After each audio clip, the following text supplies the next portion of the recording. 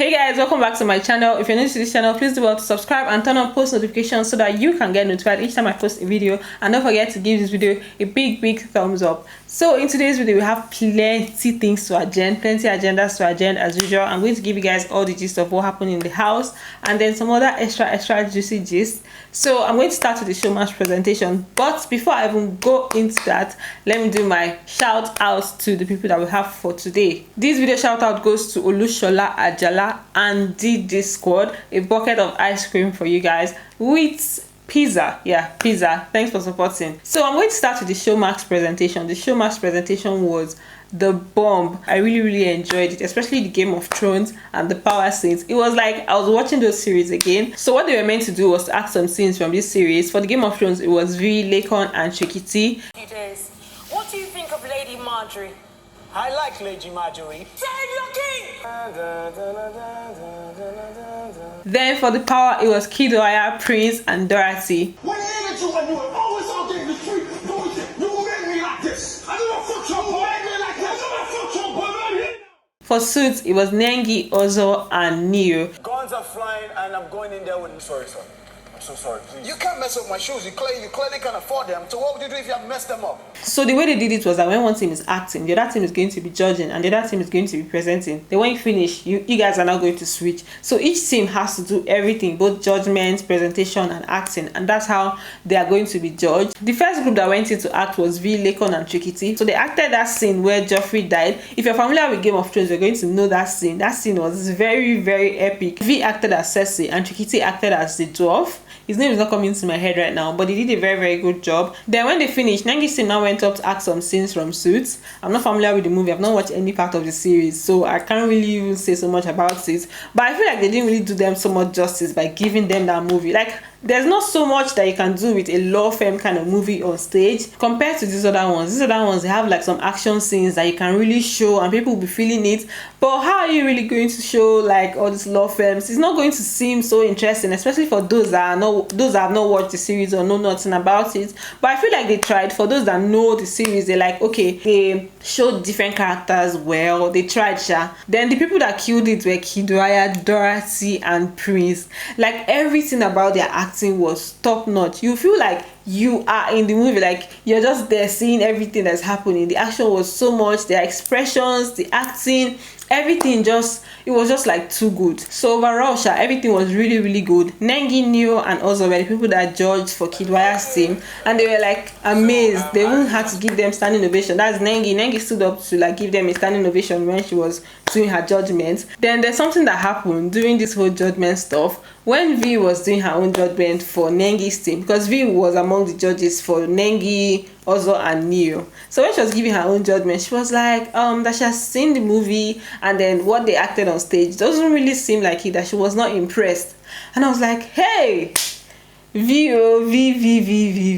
like that was like, I know that, okay, as a judge, maybe you're supposed to be all judgy and stuff. You know how judges do on stage and stuff. I mean, judges do in real life. She was now like being that kind of judge. Then Lekon now went on to say that, oh, that their act was somehow long and then it was scattered. He didn't really understand what was going on at some point. So the judgment was a bit harsh. Like there was no form of encouragement. You know, normally as a judge that's trying to criticize somebody's performance, you're supposed to like give some encouragement to the part that you feel like they did well. But this one, it was just like, oh, I've watched the movie and this didn't really seem like it and stuff. It's just like straight up bad review. So it was like somehow then Nengi, after the show, she was just she was moody. Then also now went to meet her at the wrongest time.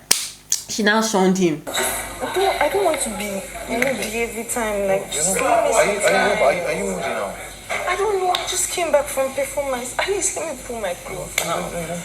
They later went to the room and had their discussion, and he was now explaining to her that he just came to like talk to her about what happened, and he knows that, okay, the whole Vee situation, it didn't really make sense. So I think he was just trying to stop her from getting allowing it to get to her, and because she was also complaining that she missed one of her lines. So he was just coming to console her as per, okay, this is how her mood is and stuff. But she wasn't having it because she was not even in the mood to even start with. Then he now came. So it was like, oh, you have come with your gun body again. What is it that you want to come and say? So that's the reaction she gave him when he came to ask. Then you know that Vee and Nengi, they already had a fight. Like yesterday when I was giving you guys the gist, I wasn't really sure of like how everything panned out, how everything played out. But here I'm here with the full gist for you guys. Even the part where Vee said she's not going to talk to her again, like she's not going to talk to her until Nengi apologizes. And I'm like, what exactly did Nengi do that she needs to apologize? So what happened was that earlier on in the task, like I said in my other video, Ozo was going to check up on Nengi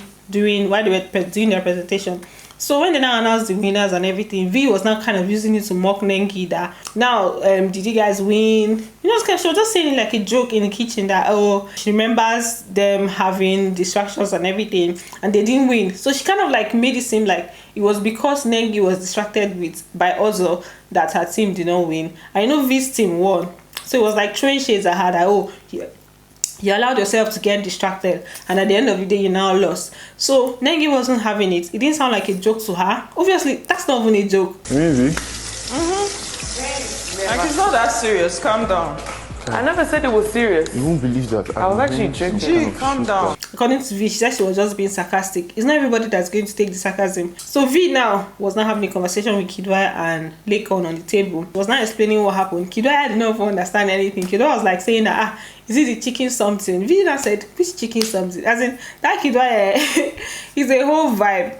Sometimes you just be like, which kind of boy is this that doesn't even like stress? Like if you want to live your life like this guy, you're not going to have stress. Just anything that does not concern you, you just ignore. Even the one that has to do with you, you won't stress yourself about it. So he didn't even know what was happening. Vee now explained to him. She now said that Nengi was rude to her and she shouted at her. So until she apologizes, they're going to just be like that. And that one is just there now. I know, but she hasn't apologized for shouting at me. It's not serious at all. Until I get my apology, we did here. For me, this particular case, Vee has to be the one that does the apology. Because if you're trying to joke with somebody and the person is not having it, then you should understand. It's not everybody that's going to take the joke. Some people can be angry for different reasons and you can't really say what is supposed to make somebody angry. And that particular one made her angry. So she's supposed to apologize and tell her, oh, I was joking, I didn't mean it this way. Because what Nengi said didn't even sound like a shout, it sounded like she was scolding her. She just said, calm down, it's not even that serious. I don't know why you're taking it seriously and stuff. Then walked out. Later on when she came back, she was with Ozo. It's even Ozo that received the heat more because he was there and she was just telling him, Ozo, I beg, don't tell me all of this. Then they now brought up the matter again this evening. Nengi was outside and was not saying that she doesn't understand where all this is coming from. That she has not had an issue with Vee before. They've not had altercation before. That they've been normal friends, they've been good friends. So she doesn't understand why this particular matter is now so big. Because it now got to the point where Vee is no more eating Nengi's food. I mean, she didn't eat Nengi's food. Nengi was now saying that even that the rice that she made, that Vee did not eat it. Food and she didn't eat it. And I dished for 2 of them. Also, was not telling her that Vee ate it before she gave it to Neo, because according to Nengi, she only saw Neo eating the food, and then when she saw Neo eating the food was still like, she saw him eating the food from when it was full to when it finished, so she didn't see Vee eating the food that she cooked. So Ozo was now there saying, oh, that she ate it, she did not eat it. Did you see her eat? I need to ask Neo, but I know the both of them. No, you don't have to ask Neo because I checked and I saw Neo when he was eating, and I know I saw him eating the full plate. Nengi now got angry that this also you're like too diplomatic, that every time you want to be diplomatic, that she doesn't like the fact that he doesn't support her, and like every time he wants to be on the fence, he wants to, that even when they had their issue that yesterday, also was just saying that, oh, it was sarcasm, when she clearly saw that it was not sarcasm, it was serious. I don't like diplomatic people. I like people that will say it as it is. So Ozo was not there saying, no, now don't talk like that, don't talk like that. Then she was not saying that that you're too, I've told you before that you're too calm for me, you're too cool for me. I've been telling you this thing since now. It's peaceful for me. And he was saying, no, don't talk like that, it's not like that now. So when I was watching this part, I said, this one that I'm telling him that they've told him severally that he's too cool for her. Let him not go and turn to Indaboski in the name of wanting to be like hot-headed and stuff. So you now say, oh, because Nengi said I'm too cool, then you now switch it up and become Indaboski and stuff. So he was not trying to prove himself, and she wasn't having it. They just kept going back and forth about the diplomatic and no diplomatic, cool-headed and no cool-headed.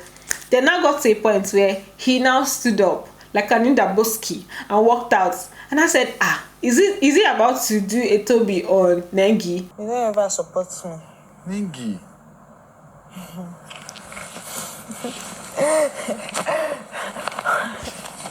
I don't need you to support me, but just don't come and tell me it was a joke when I know it wasn't a joke.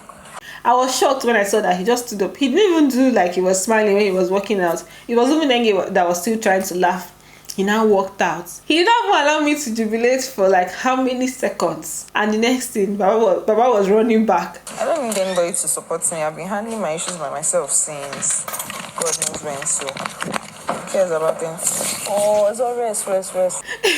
I said, oh my God. So he should have even at least left the door so that it would be that everything was complete. He not even, the way he ran back like all those like Bollywood movies. He just ran back. It was remaining for them to play Indian song for him.